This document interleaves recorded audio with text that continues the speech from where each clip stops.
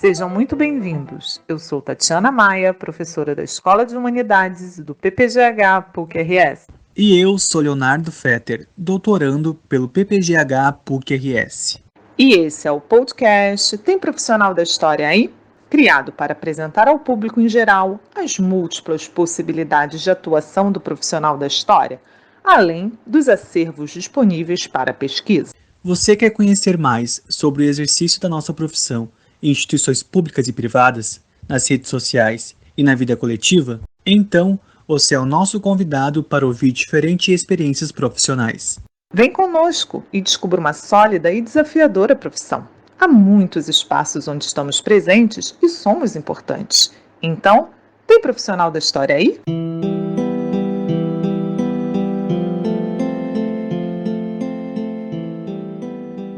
Neste 8 de março de 2022, decidimos lançar uma entrevista dedicada aos estudos de gênero e aos feminismos no Brasil. As nossas convidadas de hoje são Marlise Regina Meirer e Mônica Karavicek. Marlise possui graduação em História pela Unicinos, mestrado também pela Unicinos e doutorado pela PUC do Rio Grande do Sul. É professora adjunta da Escola de Humanidades da PUC e atua no programa de pós-graduação e graduação em História. Atua com diversos temas de história do Brasil republicano, se dedicando nos últimos anos às questões de gênero e, sobretudo, aos feminismos. Coordena o grupo de estudos de gênero e história das mulheres e lidera o grupo de pesquisa do CNPq intitulado História, Cultura e Gênero nas revistas impressas da América Latina no século XX. Atua também como coordenadora do curso de graduação em História da PUC-RS e editora da revista discente do programa de pós-graduação em História, Oficina do Historiador. Mônica Karavicek é pós-doutoranda pela Pontifícia Universidade Católica do Rio Grande do Sul, bacharel, licenciada e doutora em História pela URGS e mestre pela PUC-RS. Foi bolsista do Programa de Pesquisadores Resistentes na Fundação Biblioteca Nacional entre 2014 e 2015 e tem se dedicado aos temas do feminino ao longo da história do Brasil República, sobretudo a partir de seu trabalho sobre a conquista do sufrágio feminino no Brasil durante as primeiras décadas do século XX e as associações femininas da época, com ênfase no trabalho com fonte impressa. É organizadora do grupo de estudos e pesquisas Liliths, Gênero e História das Mulheres na PUC-RS e também organizadora do grupo de estudos de História e Mídias da PUC. Desde 2019, é editora assistente da revista Oficina do Historiador e vice-coordenadora do GT Ampu-RS, História e Mídias. É com essas duas grandes pesquisadoras dedicadas aos múltiplos temas de gênero e dos feminismos que vamos conversar, sobretudo a partir da recém-obra lançada Narrativas de Gênero. Muito obrigada, Marlise e Mônica, pela participação no nosso projeto. Lembrando a todos que o dia 8 de março, Dia Internacional da Mulher, deve ser compreendido como um dia de reflexão e luta pela afirmação e ampliação dos direitos das mulheres, em busca de uma cidadania plena.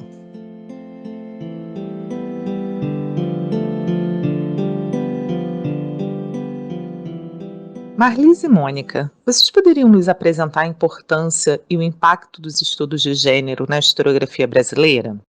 Aqui é Mônica Karavicek, sou uma das organizadoras do livro Narrativas de Gênero, também sou uma das coordenadoras, junto com a professora Marlise, do grupo de estudo Liliths, da PUC do Rio Grande do Sul, e agradeço imensamente ao convite da professora Tatiana para a gente conversar um pouco sobre o nosso livro. No meu ver, a grande contribuição dos estudos de gênero para a historiografia é trazer esse novo olhar, é destacar outros personagens, é iluminar uma parte ignorada da história, é pensar o mundo de uma outra maneira, é fazer uma releitura das mesmas fontes com uma perspectiva diferente, né? Uma perspectiva feminina, uma perspectiva feminista. E os estudos de gênero, eles devem muito também aos movimentos feministas, que propõem, então, uma nova forma de se encarar o mundo, de se pensar o lugar das mulheres. inicialmente começou pensando, então, a questão da mulher na sociedade, mas depois se passou para outros grupos também, né? Começou os grupos LGBTQI+, as questões de masculinidade, a questão da masculinidade hegemônica. E eu acho que a grande contribuição é que traz desconforto, né? Acho que expõe barreiras, mexe com o status quo. E acho que essa que é a grande contribuição dos estudos de gênero para a historiografia. Os estudos de gênero, podemos dizer que eles são devedores, né, ou se eles se iniciam com um campo bem específico de pesquisas, que é a história das mulheres. E esse campo é relacionado com a militância feminista que atingiu seu ápice principalmente ali entre os anos de 1960 e 1970, não só no norte global, mas também no sul global. Estava muito integrada a tentativa de acompanhar as novas indagações que estavam surgindo. O que se procurava nesse período? Se procurava integrar a mulher no processo histórico e demonstrar, então, que elas eram participantes também desse fazer histórico. E também se procurava demonstrar que eram vítimas de injustiça, de explorações, né? Então se evocavam muito as heroínas de séculos anteriores. Uma coisa que a gente tem que se lembrar também é que a narrativa histórica, até mais ou menos ali a década de 1980, ela tinha um perfil muito masculino e excludente.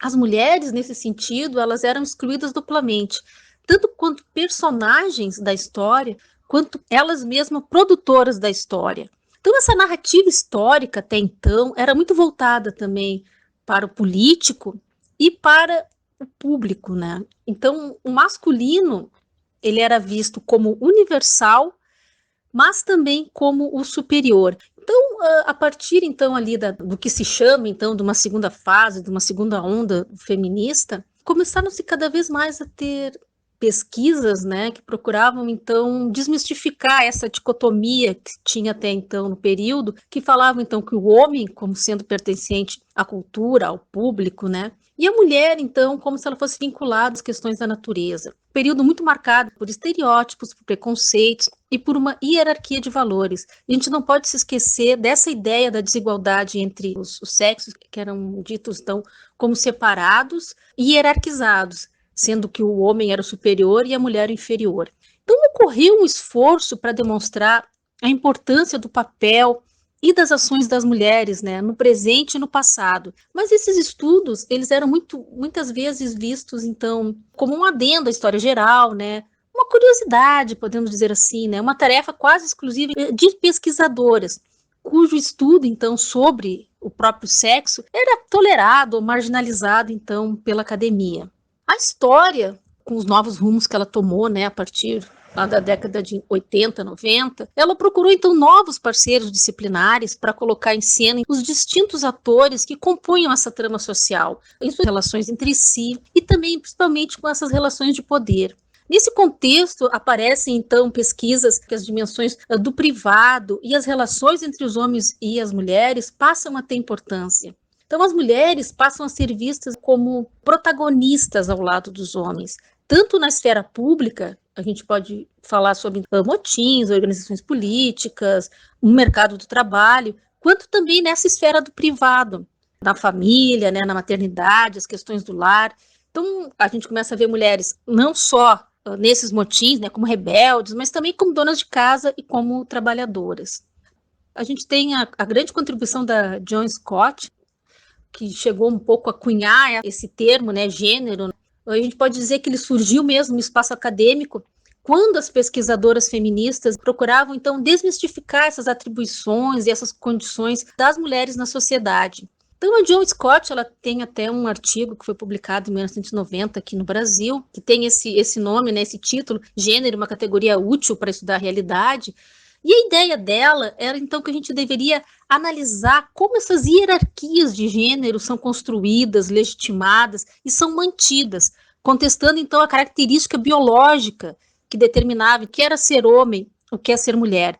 Quando a gente trabalha com essas questões de gênero, a gente trabalha, então, como a gente pode dizer que é uma oportunidade da gente refletir sobre essas relações entre homens e mulheres, e também entre relações entre homens e mulheres e mulheres. Então, se a gente levar em conta que os estudos de gênero são, então, uma categoria, a gente trabalha com isso, né, como uma categoria de análise, que nos ajuda a pensar, então, a maneira como as ações e as posturas são determinadas pela cultura na qual se está inserida. Então, o gênero, os estudos de gênero, então a gente pode dizer que são uma questão de relações sociais, né? A gente está levando em conta as relações, né, na sociedade dentro das quais indivíduos e grupos atuam. A gente entender esse conceito de gênero nos possibilita compreender como as relações sociais são construídas a partir da nossa cultura e da nossa realidade social. É uma possibilidade que a gente tem de compreender que cada sociedade produz, constrói, né, as suas próprias representações de gênero. E também que produzem um modelo de pensamento sobre como devem ser as relações, os comportamentos adequados para homens e mulheres. E aí vem a grande sacada, que eu acho que tem essa questão do gênero, né? Que a gente começa a perceber que ser homem ou ser mulher em determinada sociedade não é um estado pré-determinado, é um tornar-se, vamos dizer assim, né? Como já nos dizia Simone de Beauvoir lá na década de 1940, é uma condição que está em constante construção.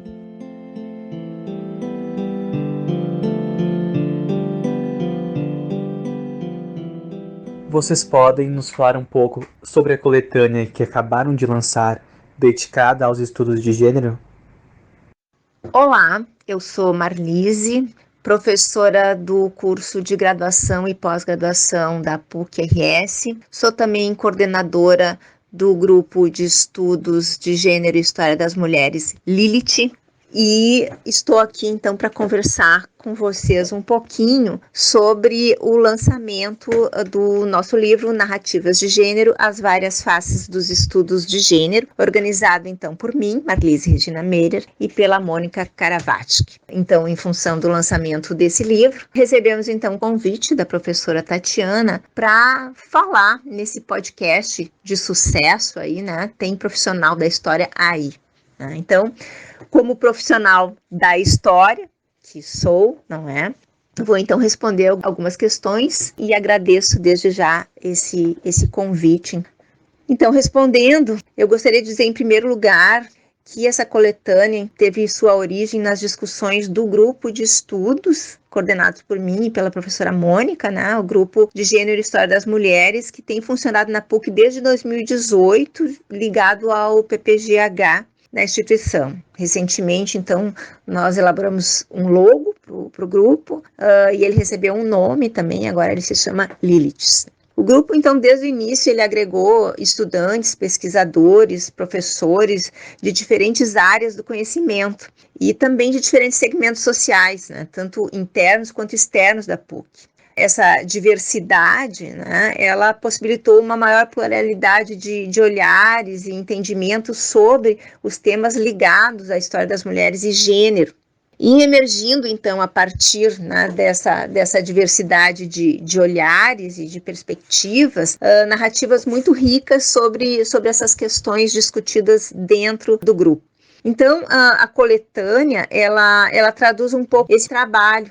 Integram a coletânea estudantes, pesquisadores já consagrados no campo dos estudos de gênero, mas também iniciantes de diferentes titulações, autores internos da PUC ou mesmo do integrantes do nosso grupo, também convidados externos que se agregaram ao trabalho, então trazendo novos olhares para os temas já discutidos ou também novos temas, né, para serem debatidos pelo grupo. Quanto aos textos, especificamente, eles procuram mostrar algumas das tantas faces desses estudos, mas, sobretudo, evidenciar essa pluralidade, riqueza e a vitalidade das pesquisas sobre a história das mulheres e gênero. Então, eu vou fazer aqui uma rápida citação dos autores. Então, né? Na coletânea, nós temos a Maíra Vandrame da Unicinos, a Natália Pietra da URGS, o Daniel Guever, Mônica Fácio e Ramon Carvalho da Facate, a Gabiana Reis da PUC. Esse conjunto de autores, então, vão tratar das diferentes formas de violência de gênero. Depois temos um outro conjunto de autores composto pela Muriel Freitas, a Paola Ungaretti e eu, da PUC, também da PUC Rio Grande do Sul. Nós escrevemos então sobre gênero e educação a partir de diferentes perspectivas teóricas. Já o Paulo Souto Maior, da Federal do Rio Grande do Norte, a Paula Azevedo, da PUC, a Aniquele Viter, da Federal de Santa Maria, e a Mônica Caravati, da PUC. O Leonardo Martinelli, da Federal de Santa Catarina, se dedicaram a pensar as formas de resistência e subversão da ordem de gênero institucionalizada. Por fim, a Adriana, da PUC-RS, Adriana da Silva, da PUC-RS, a Cristine Tedesco, da Escola de Arte, Micael Biazin, o Fernando Ferrari, da URGS, a Ana Colin, da Federal do Grande Dourados, analisam o gênero a partir de diferentes linguagens, como artes, fotografia, literatura e arqueologia. Então, infelizmente, eu não consigo, nesse espaço, comentar cada um dos textos, né? Mas eu fiz questão de listar aqui os autores, né? Como reconhecimento dessas narrativas que nos dias atuais são, sem dúvida, atos de resistência, mais do que necessários esses atos de resistência, né? Especialmente estudos com este rigor teórico e metodológico, autores comprometidos com a ciência e a escrita da história, também autores comprometidos com a divulgação do conhecimento e o enfrentamento desses discursos vazios e negacionistas do nosso presente. Então, de uma forma geral, esses estudos, né, eles vêm também como enfrentamento desses tempos que estamos vivendo e também como reflexo desses tempos que nós estamos vivendo, em que, mesmo com todas as perseguições, com todas as dificuldades impostas à área de humanidades, impostas aos estudos aqui especificamente de gênero, nós tendo uma produção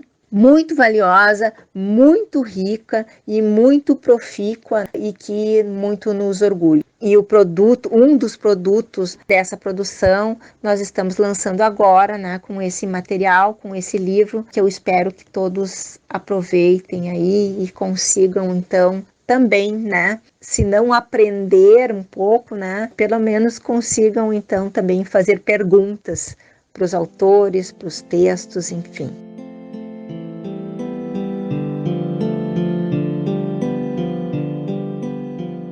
O livro recém-lançado, Narrativas de Gênero, demonstra o engajamento do campo historiográfico dedicado às pesquisas de gênero ao selecionar 4 eixos sensíveis no debate público atual: violência, resistências, educação e diferentes linguagens. Por que optaram por essa seleção temática?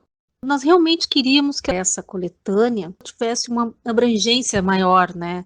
E que ela, como o título diz, né, que ela realmente tratasse, então, das narrativas de gênero, das várias faces dos estudos de gênero. Quando nós recebemos os textos, né, das nossas autoras, dos nossos autores, convidados e pertencentes ao grupo Liliths, nós nos demos conta de que eles tratavam, então, que a gente podia encaixar eles em alguns eixos, e como tu mesmo diz na tua pergunta, né, que são eixos sensíveis, e a gente percebe como eles dialogam, né, muito bem com essas questões do presente, né, com essas questões que a gente tem no público atual, que a gente vê desde 2010, assim, quando a gente começa essas questões dos ataques aos estudos de gênero e a uma dita ideologia de gênero, a gente percebe muito claramente as questões da violência, da resistência na educação, mas também que são temas sensíveis, né, ao se falar de gênero, né, ao se falar de sexualidade, são temas caros e que trazem desconforto, né. Os nossos autores, as nossas autoras, eles trabalham, então, com temas e contemporaneidades muito variadas, com abordagens inovadoras, e todos eles revelam, então, essa fecundidade do campo de estudos de gênero, né, e a importância deles para a discussão e o conhecimento da sociedade. Os nossos 15 autores, eles nos consultaram também fontes das mais diversas, desde processos crime, tratam com literatura, com livro didático, com legislação, filmes, com periódicos, com pinturas, até mesmo com objetos como caixas de brinquedos, né, entrevistas. Então, todos eles procuram realmente dar uma nova visão, né, uma nova abordagem, e nos trazem todas essas questões, uma nova perspectiva teórica, todos muito comprometidos com as lutas feministas, com as lutas LGBTQIs, mostrando, então, essa diferença, essa grande conectividade que se tem com esses temas dos estudos de gênero, com o debate atual?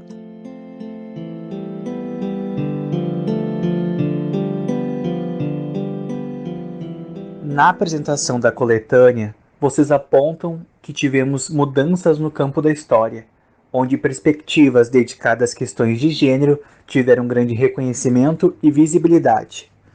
Por outro lado, também apontam permanências e entraves, como, por exemplo, a manutenção dos debates de gênero restrito a uma ou outra disciplina na formação de novos profissionais. Poderiam nos falar mais sobre isso, sobre esses avanços, mudanças, recuos e permanências?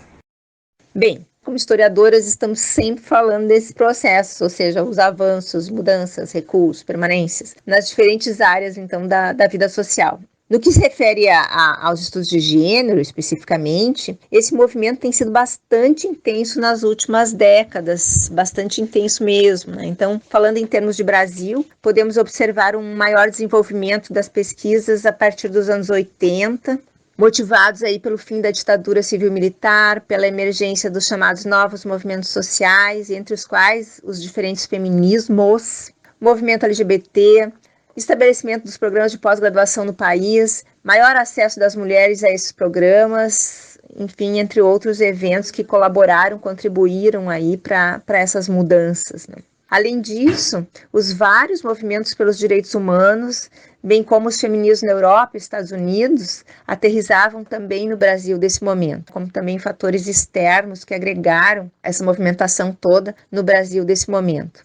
Esse movimento, então, estimulou a criação de vários grupos de pesquisa sobre história das mulheres e depois, então, a utilização majoritária do conceito gênero. Não temos tempo aqui para tratar especificamente disso, mas também nós temos uma mudança nesse sentido, do início de uma série de trabalhos sobre a história das mulheres e, posteriormente, principalmente a partir do texto fundador da John Scott, que é gênero, uma categoria útil de análise, tivemos então uma explosão, né, dos trabalhos utilizando então o conceito de gênero.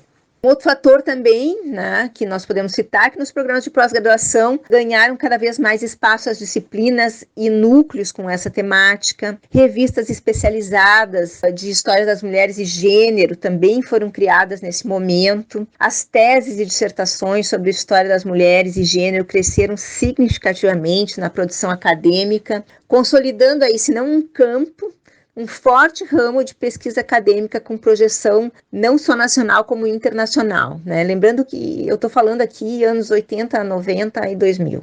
Essas pesquisas, então, estimuladas pelos movimentos sociais e vice-versa, foram importantes para a implantação de políticas sociais no Brasil também nos anos 90 a 2000. Foram criadas aí delegacias de mulheres, a Lei da Maria da Penha, Programa Brasil Sem Homofobia em 2004, entre tantos outros programas. Importante também foi a Constituição de 88, que incorporou alguns direitos fundamentais às minorias.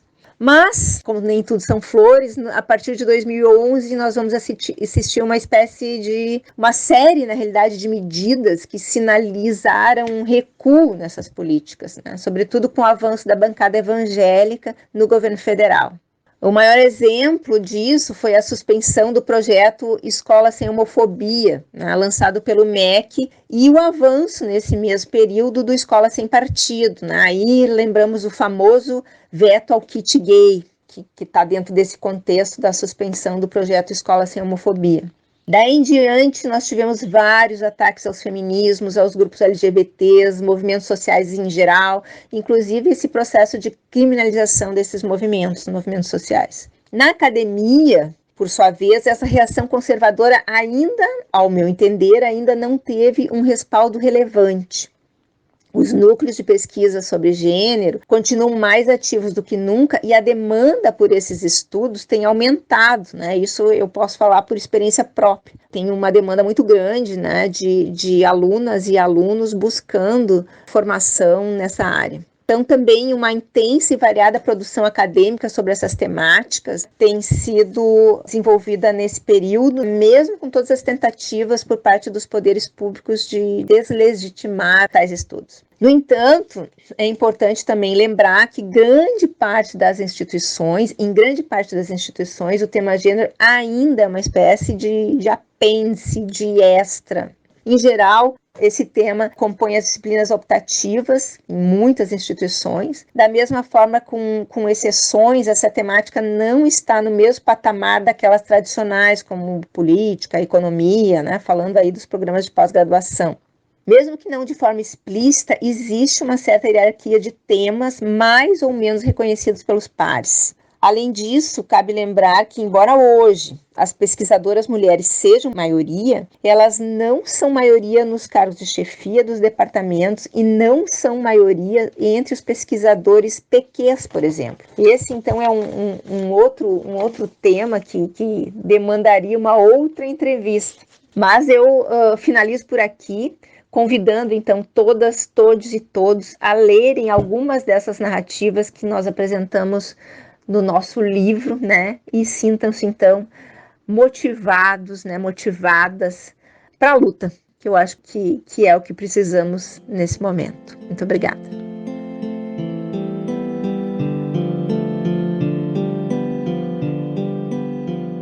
Muito obrigada, Marlise e Mônica, mais uma vez, por essa entrevista.